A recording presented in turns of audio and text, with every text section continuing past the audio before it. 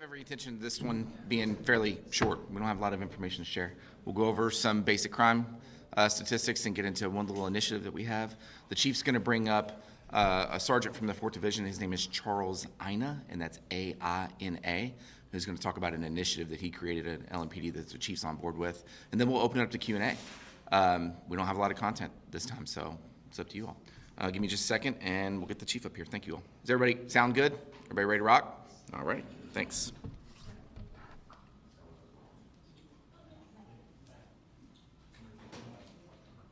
Oh, yeah. I guess you're balanced. You might be. Bam. All right, I'm grab the boss man.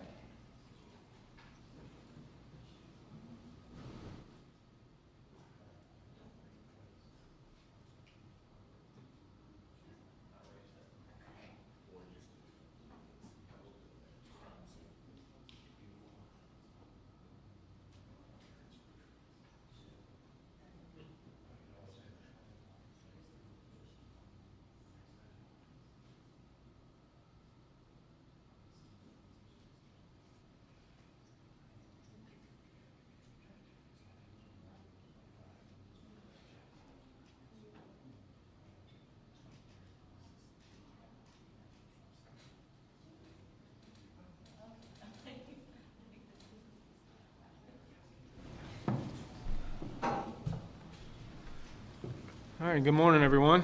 Thank you for being here for another one of our bi-weekly press conferences where we take this opportunity to update the community on the things that are going on both within LMPD and our community at large and answer some of your questions as you are the medium to be able to get information to people. So thank you all for being here.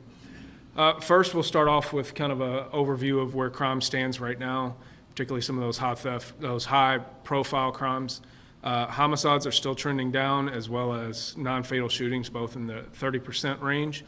Our carjackings are down, as well as our car thefts. I do want to point out that last week we did make 4 homicide arrests from homicides that occurred in 2025, so earlier this year. And that was in 3 separate homicides where we arrested 4 separate individuals. So the homicide of Carl Jackson on 7/18, we made an arrest. Homicide arrested Sean Grady and charged him with the homicide of Jacree Cross. That one occurred in California Park back in February, on February 2nd. And then Jamie Shelby was arrested over in Jeffersonville, Indiana, with the help of the U.S. Marshals Task Force, and that was for the homicide of Latasha White in May. So a shout out to those homicide detectives who are working their tails off and putting good cases on people and making sure that we do our best to bring justice to victims out here. These are collaborative efforts. As we went on over last week, this isn't just coming from one detective or one unit. This occurs because of a collaboration of many units from patrol, specialty units, technology, and so very proud of the work that they're doing in those units. Some of the things that have come up recently, obviously there's a lot of focus on juvenile crime, and for good reason. Anytime we have kids involved in crime, particularly violent crime, it's concerning for us as a community. And so I want to give some perspective on where we actually stand when it comes to homicides involving juveniles and non-fatal shootings involving juveniles. So as I said, any crime involving a juvenile, a person under 18, is concerning, and it is cause for concern for our community. But I also want to put in perspective that the progress that we've made in homicides overall is also paying in those homicides involving juveniles. So we're actually down year to date right now, just 1 homicide year to date difference between this time last year, which 10 is too many to have 10 juvenile victims of homicides, but that's fewer than the 11 that we had last year. And when you look across to non-fatal shootings, the trend is also the same, that the improvements that we've seen in overall non-fatal shootings, we've also seen in juvenile-related shootings.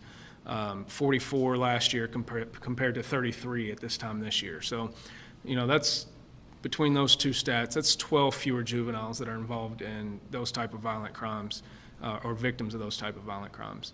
But I think you all know last week we had a juvenile victim of a homicide. He was also involved in a shooting before that as the suspect. So this isn't just a situation where we're talking about juvenile victims. These are also juvenile suspects, and that's just as harmful to the community and to these individual kids who are losing their futures over this type of stuff. And so when I talk about accountability for parents, I'm talking about accountability in the entire system. Obviously, something is broken. It's not, parents need to take responsibility and know what their kids are involved in. But we have to evaluate what we're doing inside LMPD to make sure that we're getting these kids off the street that need to be off the street, because unfortunately, sometimes the safest place for them and for the community is to have them incarcerated. Unfortunately, we do have a situation where the only time a kid is going to get structure, is going to get feedback that is productive for them, is going to get the support that they need to get out of that life to be saved, is within the criminal justice system. And that's a sad state of affairs when we're saying that. But that is the facts that we're dealing with. And so we need to evaluate the entire system, not just the criminal justice system, but what we're doing as communities in order to combat this type of thing. So I'm sure we'll continue to have this conversation about juvenile crime, and I look forward to some of the solutions that we can come up with in order to deal with this and solve that problem before it becomes a criminal justice system issue. One of the things I want to point out is one of the initiatives that has been put forward by one of our officers. So Charles Ina is now a sergeant, but when he was an officer, he came up with this idea to have a thing called convos and cuts, and he developed it on his own and ran it up the chain of command and got permission, and it's something that's really starting to take off. And I want to introduce Sergeant Ina, who's a sergeant in the 4th Division, to come on up and give us a few minutes explaining what this program is about and the things that he's doing in the community to build those relationships. Sergeant Ina. Good afternoon. My name is Charles Ina. I am a patrol sergeant in the 4th Division. And like Chief said, we started this initiative roughly a few years ago because ultimately we wanted to create a space where we could engage with the community in the community. And the initiative is called Convos and Cuts. And as the name suggests, what we do is simply meet in barbershops around the city and have conversations with members of the community. And our initiative has a 3-pronged approach. We want to inform, we want to invite, and we also want to implement. We want to interact with the community in a non-enforcement capacity. Typically, whenever the police interacts with the community, something wrong has happened, right? But Combos and Cuts is just another initiative from LMPD that provides the community with an opportunity to get to know who their officers are and get to know who their officers are and have a conversation with those officers. Secondly, we also want to inform. We place a lot of emphasis on educating the community about what we do and why we do it. What we've realized as a result of having these conversations is that some of the distrust between the community and the police is a result of being misinformed. So we place a lot of emphasis on educating the community. We also want to be informed. We want the community to let us know what concerns and what issues they have in their neighborhood and what concerns and issues they have with their police department. And lastly, we want to implement. While everything starts with a conversation or a discussion, we want to move from that to solutions. So whatever information or suggestions or even pushback the community gives us, we want to heed those concerns so that we can improve our department, but also address the concerns of our community members. One thing that is notable that has come as a result of these conversations is parents have expressed the desire to have a list of resources, whether that be nonprofits, organizations, or programs that they could defer to help them assist in their endeavors to parent. So again, these conversations are robust and they are helping us to create ideas about how we can deal with the juvenile issue and how we can continue to bridge that gap between the police and the community. So again, everyone is welcome. Please come out. We have an event tomorrow night. This will be in the south end of Louisville at 7296 Manslick Road at the Boys to Men Barbershop. Please come out and have a conversation with us. Thank you.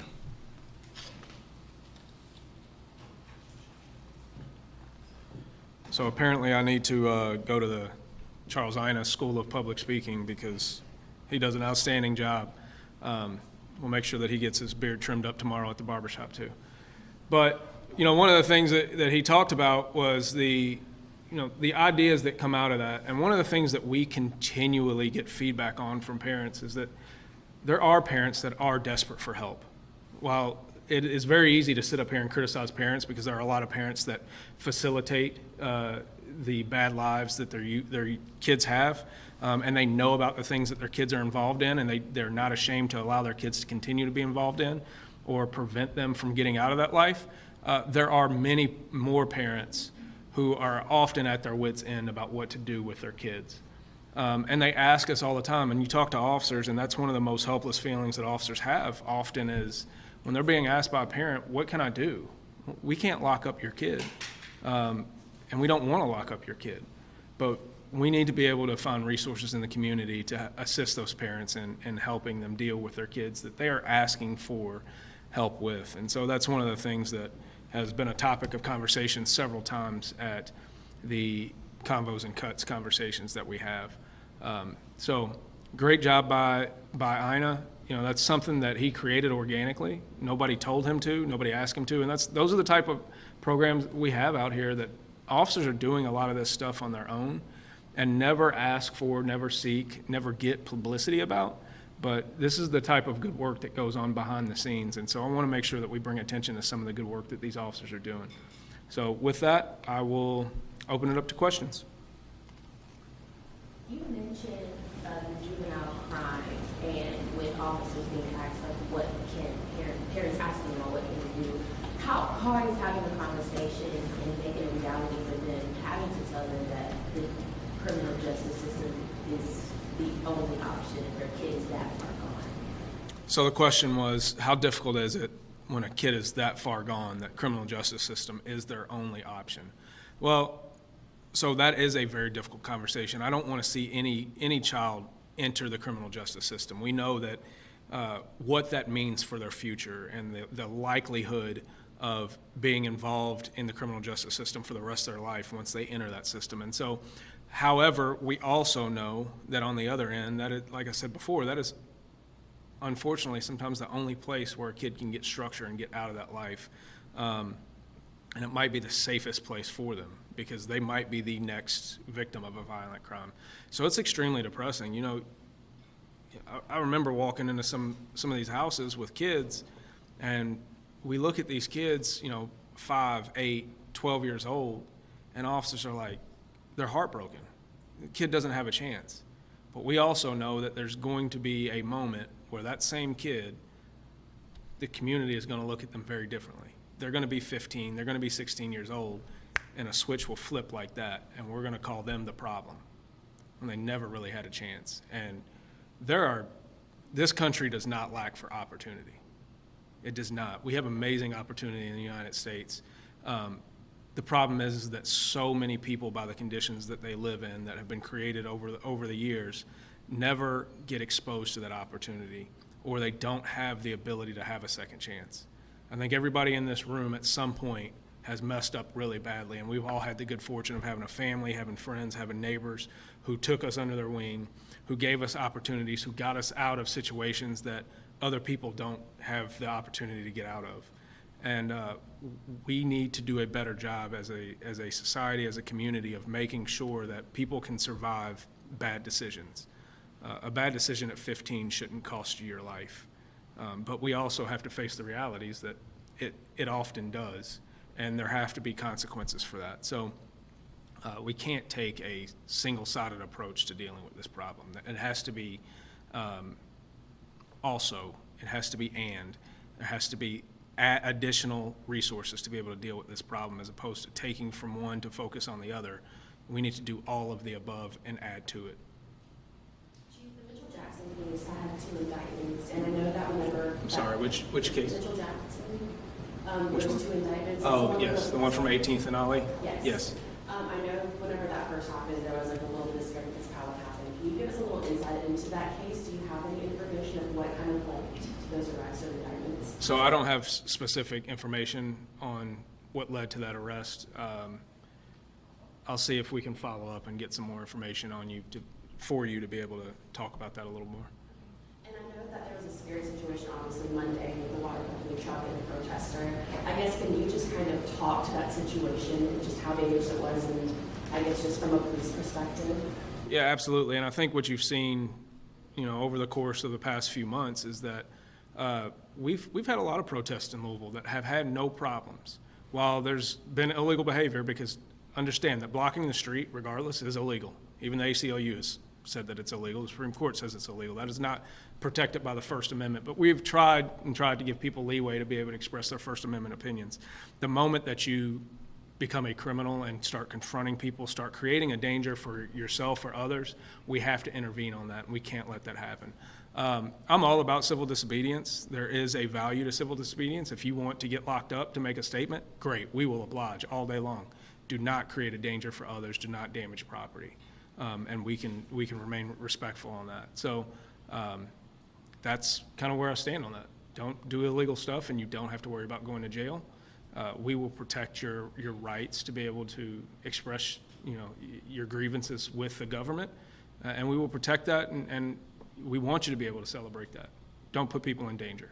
If you're a driver in that situation, what do you suggest if you are finding yourself? Let me do some. We can come back. I know there's some other hands that were going up. What do you think? What do you think about the sentence that was given to Brett Hankinson? So the question was, what do I think about the sentence that was given to Brett Hankinson? That was the decision of the court, and we're going to respect that decision. I can agree or disagree. I think we are at a time where we need to be careful about how we consider decisions of the judicial system and judges in particular. I don't want to undermine the process either way.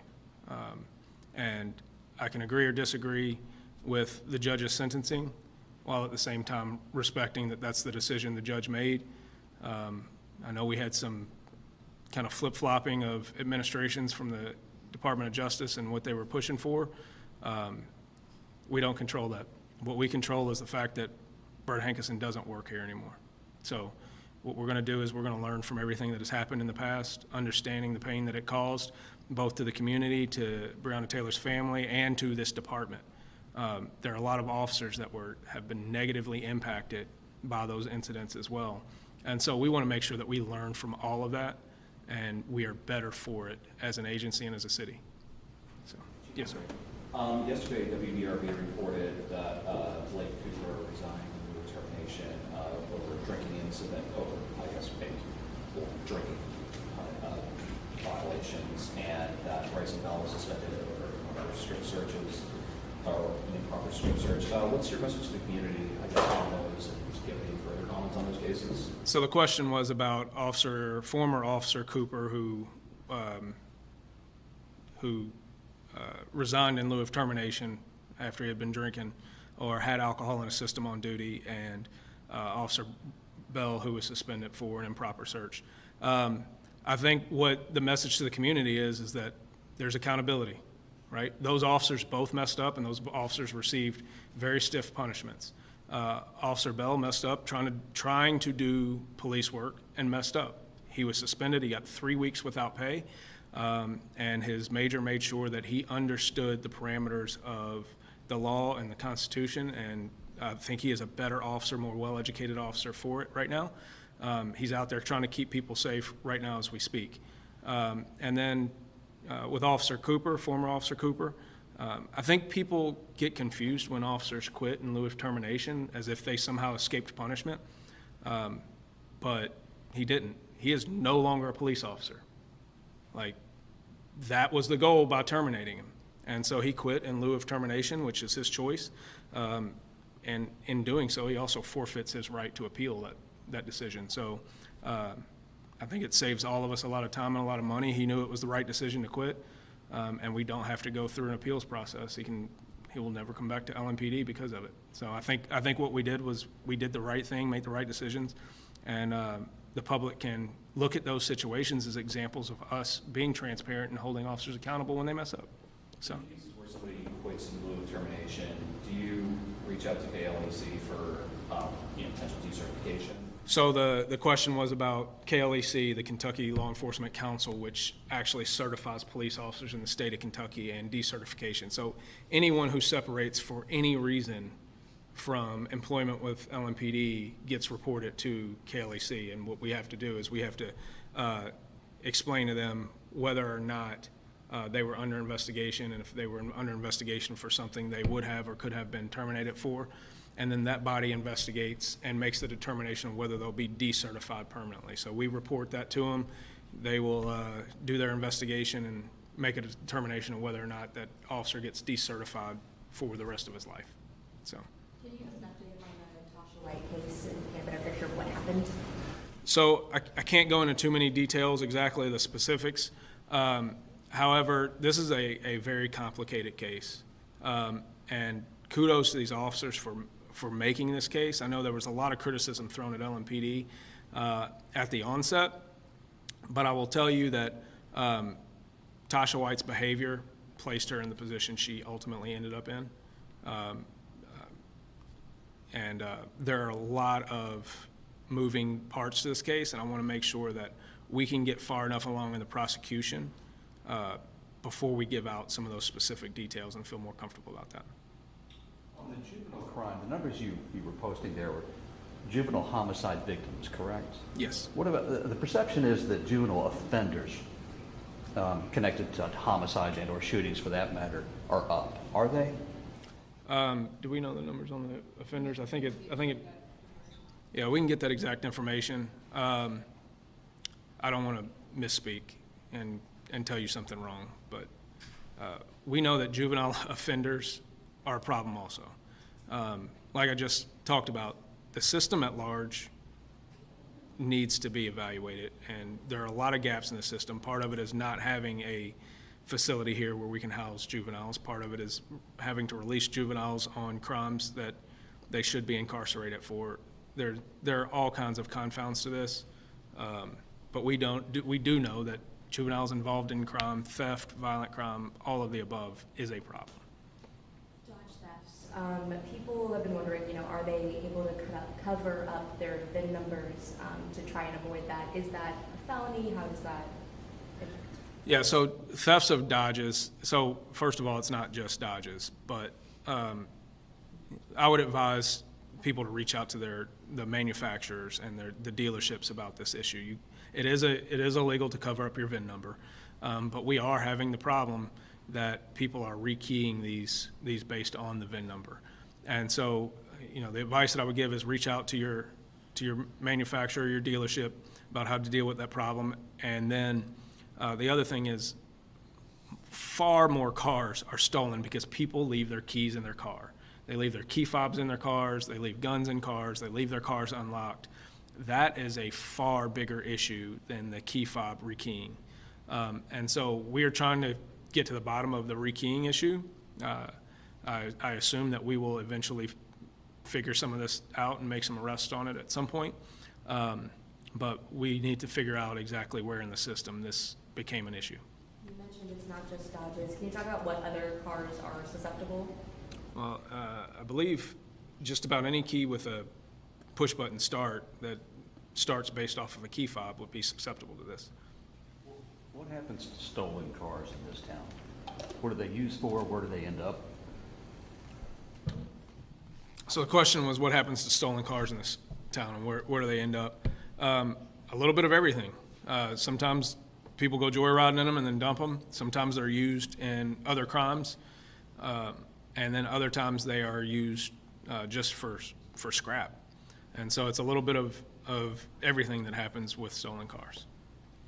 Just to follow back on that question I had earlier, whenever you find yourself in a situation like that, where there might be protesting and something like that, you as a driver, what do you suggest? Because we saw some dangerous situations of people trying to get out. What would you say to people? So the question is, what should a driver do if they encounter something like that, right? Try to get out of that area. Try not to have a confrontation. I can't imagine how scary it would have been if you were just driving down Broadway and all of a sudden your car gets surrounded and people are kicking your car. We are very fortunate that some of those people were not killed or run over or injured in some way. And so citizens have to protect themselves. So remove yourself from the situation in the safest way possible. Okay, so we're going to do 2 more. Do you have any updates on the latest homicide in Newburgh yesterday on Shepherdsville Road? And if not, can you just reiterate the importance of people coming forward with any information or video to help you all solve it? So I don't have much information on the homicide yesterday out in the 6th Division that I can put out right now. But as you said, it is extremely important that we get community cooperation. A lot of these homicides are solved based on community cooperation, whether it's video, whether it's eyewitnesses, being able to track cars down, track people down. Those are all very beneficial, and I think we do have some cooperation at this point from some of the community on that, and so we would continue to ask for more information on those cases. Last one, Thank you. Chief, yesterday the mayor outlined changes to policies within LMPD concerning notifying ICE about certain detainees. Can you speak about LMPD's policies concerning immigration enforcement and like what they look like today? So the question is about the changes in the LMDC practices regarding ICE enforcement. Nothing has changed for LMPD. We don't have the authority. We don't seek the authority. That is not our job to enforce immigration. Our job is to keep people safe regardless of your immigration status. So we want to make sure that regardless of somebody's immigration status, they feel safe in calling the police when they need help. And so we will be there. When people are in trouble, I want everyone to trust that they can call the police regardless of what they look like, what God they pray to. Our Constitution protects everybody who's here in the United States, and we plan to do that too. So that's fine. Is there any concern about overcrowding or understaffing? At the jail? In these jails, yes. That's a very jail-specific question. I'm fortunate to not have to manage the jail, so thank you. Thank you all, appreciate it.